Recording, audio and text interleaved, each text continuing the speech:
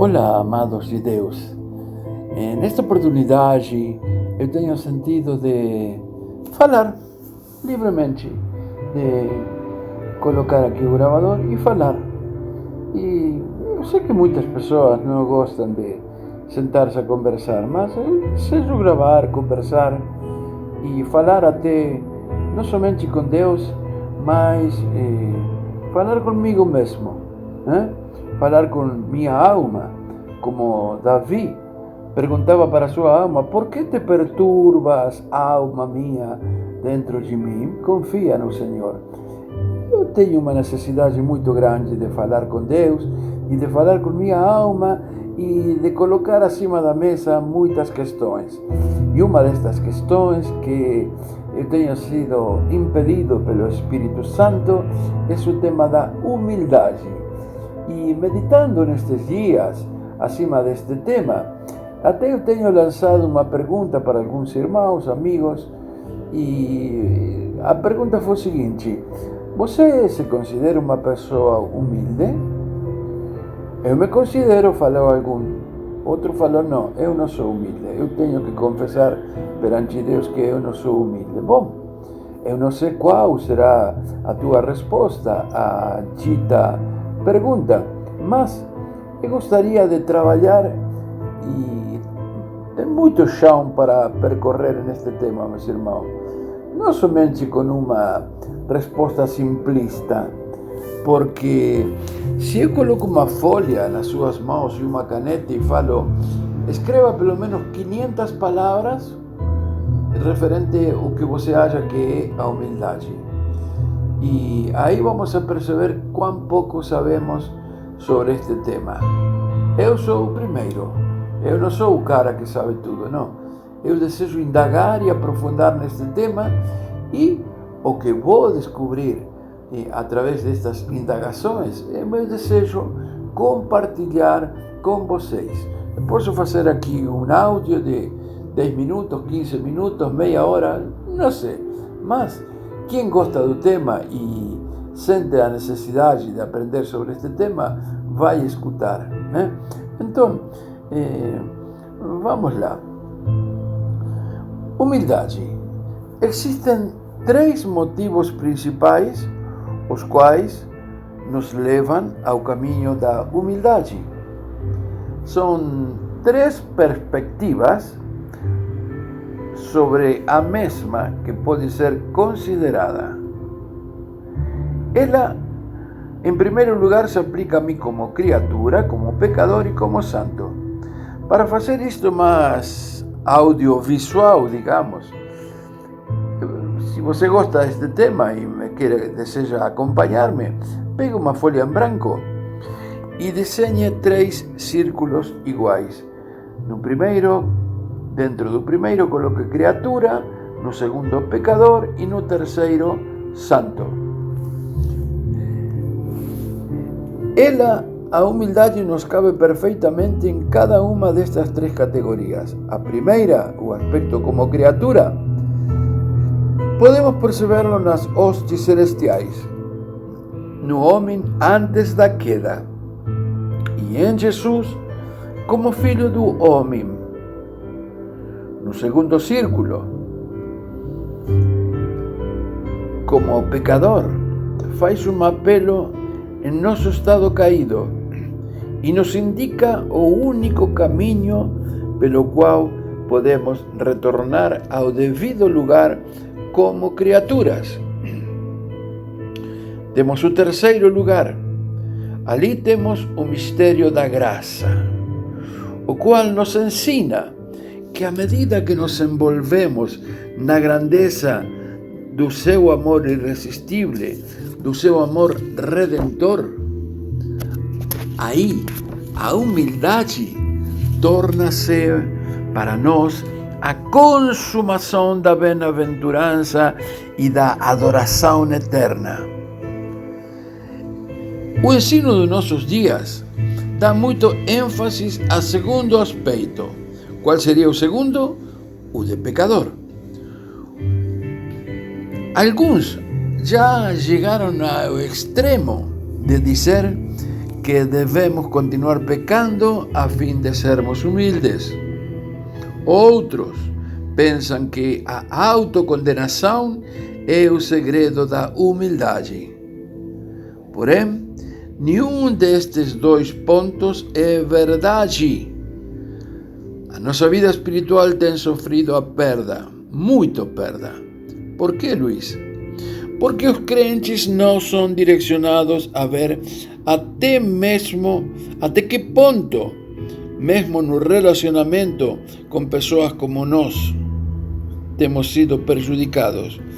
Irmãos, não existe nada mais belo, nada mais natural, nada mais abençoador do que ser nada, a fim de que Deus seja tudo.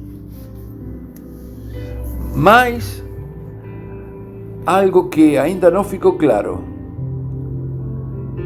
e aqui está a pergunta que eu lancei inicialmente, não é o pecado que mais humilha, mas a graça. E justamente a alma que, através da sua pecaminosidade, foi levada a se ocupar com Deus em sua maravilhosa graça como soberano, Criador e Redentor, é que irá verdadeiramente a tomar o lugar mais baixo diante dele. Vocês acham que Jesus deve ser nosso exemplo de humildade? Não acham que devemos entender sobre que alicerce essa humildade está estabelecida? Onde hallamos o terreno no qual estamos com Ele? Quando hallamos esse terreno, é onde nossa semelhança com Ele será alcançada. Se realmente desejamos ser humildes, não somente diante de Deus, mas também diante dos homens, se a humildade deve ser nossa alegria, temos que ver que ela não é apenas a marca da vergonha por causa do pecado, mas independente de todo pecado, humildade não é outra coisa do que estar revestido com a própria beleza e bem-aventurança do céu e de Jesus. Louvado seja o nome do Senhor. De que forma Jesus encontrou sua glória? Tomando a forma de servo. Quando ele disse: quem quiser tornar-se grande entre vós, esse será o que vos sirva.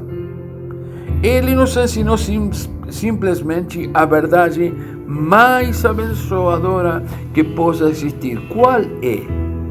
Não há nada tão divino, celestial como ser um servo e ajudador de todos.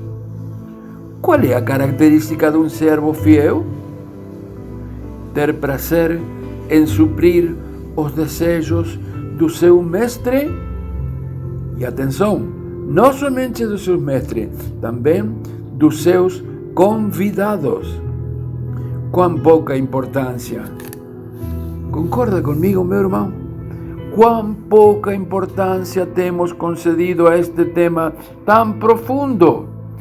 Muito mais que a mera contrição é aceitá-la como nossa participação na vida de Jesus. Então, de uma vez por todas, começaremos a aprender que a humildade é a nossa verdadeira nobreza e que a prova disso é ser servo de todos. É o mais elevado cumprimento do nosso destino como homens criados à imagem de Deus. Pois bem, perante o que até aqui foi falado, eu, Luiz, olhando para meu interior, fico humilhado. Fico totalmente humilhado.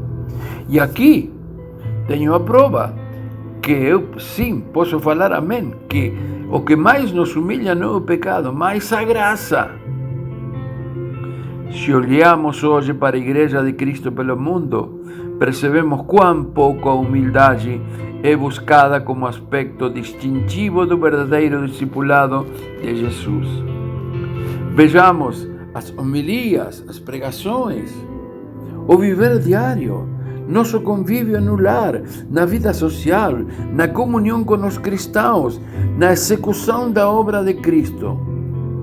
Sobradas provas temos para ver que a humildade não é considerada a virtude principal, a raiz da qual as graças podem crescer, e que, sem dúvida nenhuma, é a única condição indispensável para uma verdadeira comunhão com Jesus. Muitas críticas sempre foram levantadas, manifestando que aqueles que dizem estar dentro da vontade de Deus, que afirmam estar buscando santidade, não vem acompanhada de um aumento de humildade. Ou seja, o quê? Que aqueles que mais desejam aparentar ser grandes servos de Deus e que estão dentro da vontade de Deus, não vemos um pingo de humildade na vida dessas pessoas.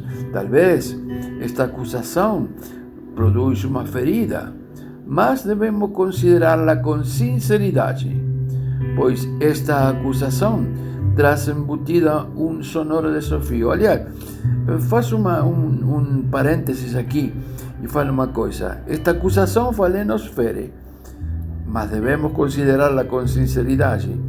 Veja uma coisa, se você, orando com Deus, o Espírito de Deus manifesta para você que você é pecador, tudo bem. Mas se eu falo para você, ou um irmão fala para você que você é pecador, opa, aí você fica ferido. Então, esta acusação aqui que estamos falando, traz embutida um sonoro desafio para todos aqueles que nos consideramos cristãos sérios. Deixando de lado a veracidade ou não de dita acusação, convenhamos uma coisa: a mansidão e humildade de coração são as marcas essenciais pelas quais devem ser conhecidos os que seguem o manso. Amém.